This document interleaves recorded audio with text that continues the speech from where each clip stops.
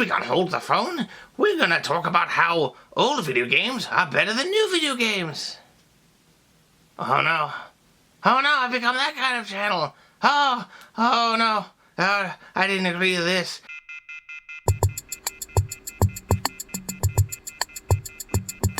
Playtonic Games was formed in 2014, a studio principally composed of ex-Rare employees, and with sights set on making a, quote, spiritual successor to 90s Nintendo 64 classic platformer Banjo-Kazooie. The rights to Banjo-Kazooie sit with Rare, and thus with Microsoft, who bought Rare in 2002. Playtonic eventually made Yooka-Laylee. Get it? Through their Kickstarter backing, and it was released to somewhat mixed reviews. More recently, they've had great success with Yooka-Laylee and the Impossible Lair, a 2.5D style game that apes the Donkey Kong Country series. Get it? With the surprise re-emergence of Banjo-Kazooie for the distinctly non-Microsoft Smash Bros. Ultimate, a comeback about as surprising and welcome to me as that character appearing at the end of Spider-Man Far From Home. But anyway, and with the return of character designer Ed Bryan, who left Rare in 2011, somehow the rumor mill started to spin, and they got the idea that Playtonic was going to either work on an official Banjo game, or they were going to be acquired by Microsoft. To their credit, Playtonic Games themselves went to Twitter to quash these rumors, saying, quote, "We aren't working on a new Banjo-Kazooie game, and we remain an independent studio." So yeah, good to kill that rumor right away. But let us rewind a bit. Ahem. Hold the phone. Was there anyone out there who actually wanted Playtonic to be bought by Microsoft?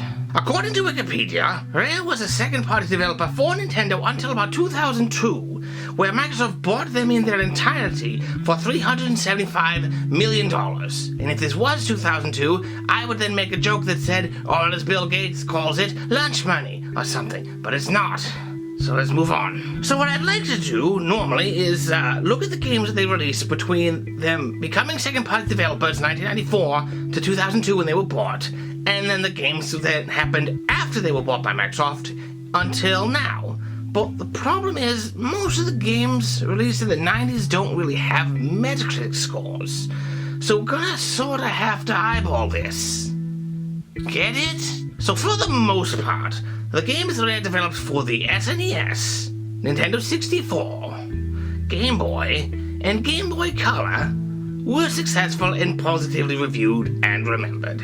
There's a few outliers there, like Blast Corps underperforming, but now it's considered a classic, or the Game Boy Color Perfect Dark game getting mixed reviews, or Monster Max, which I'd never even heard of. So yeah, Rare was doing real good in the 90s. But how have they done since their purchase in 2002? Okay, by 2002, there are actually some Metacritic data for some of these things. So, one of the earliest games was Grunty's Revenge on the GBA in 2002. Now, don't be surprised that they had a game on a Nintendo console after being bought by Microsoft, because back in the day, mobile gaming meant you played on the Game Boy or you went to hell. Grunty's Revenge has a 72 something, I don't know, 72 on Metacritic.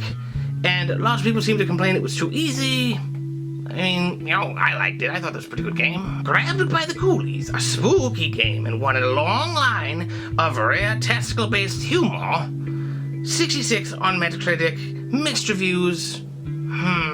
Conker Live and Reloaded, a faithful remake of Conker's Bad Fur Day for the 64, 78 on Metacritic, where the original had 92. But the original Conker was not a strong seller, but has become a cult classic.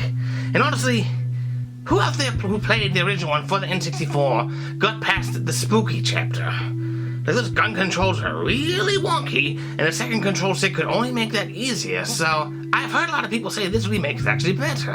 Saberwolf, a GBA revival of Rare's earlier 1984 ZX Spectrum game, has a 75 on Metacritic. I can't find any sales data. The wiki page is essentially a stub.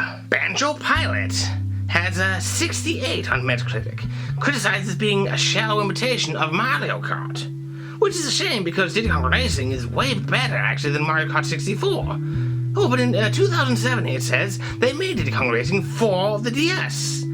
and it got a 63 on Metacritic, and it was met with mixed reviews. I was starting to see a pattern here. Cameo, Elements of Power, got a 79 on Metacritic, positive reviews, and, quote, subpar to par sales.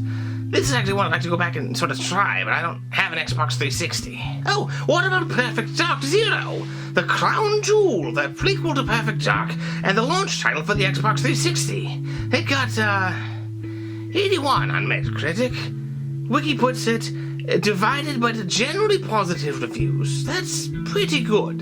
Then there was Viva Pinata, which got an 84 on Metacritic, which I would call that series to be mostly an unqualified success, except for that one party game that they made, but that was not developed by Rare, so they don't get the blame for that. Then there's the revival of Killer Instinct, but that's developed by like Iron Galaxy and some other studio and Rare, so does that count?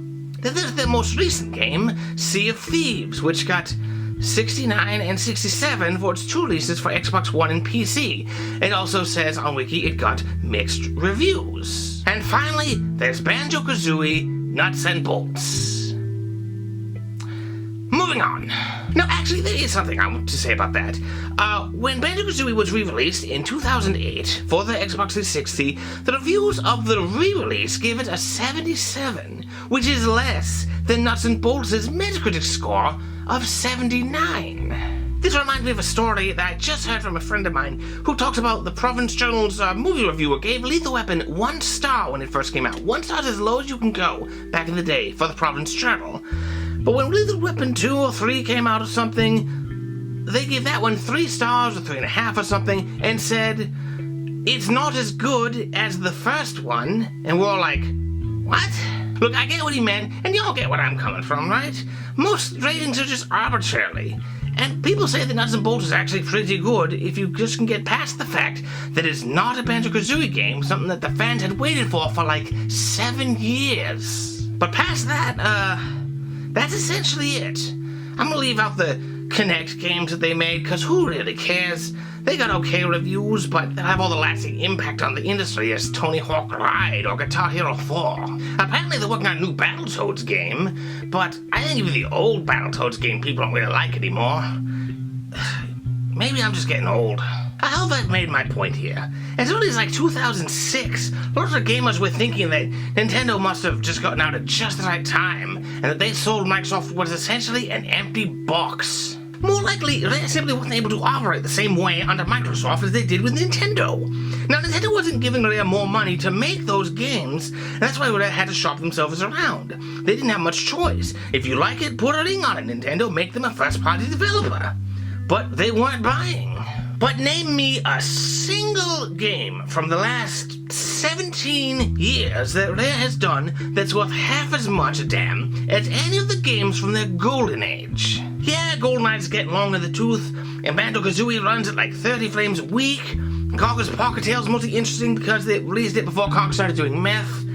But this is not nostalgia talking. Rare simply aren't what they used to be. That's why most of the staff who was responsible for those games has left for greener pastures. Yooka-Laylee really isn't all that great at the end of the day.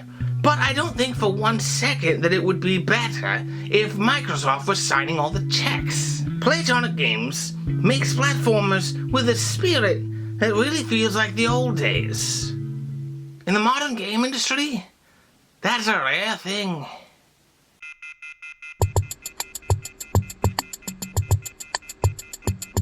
Alright, it's not really that rare, because you got solo developers and indie studios like Yacht Club, Tom Hat, Gears for Breakfast, Matt Makes Games, Remar Games, Dodge Roll. Look, I just want to make the pun, alright?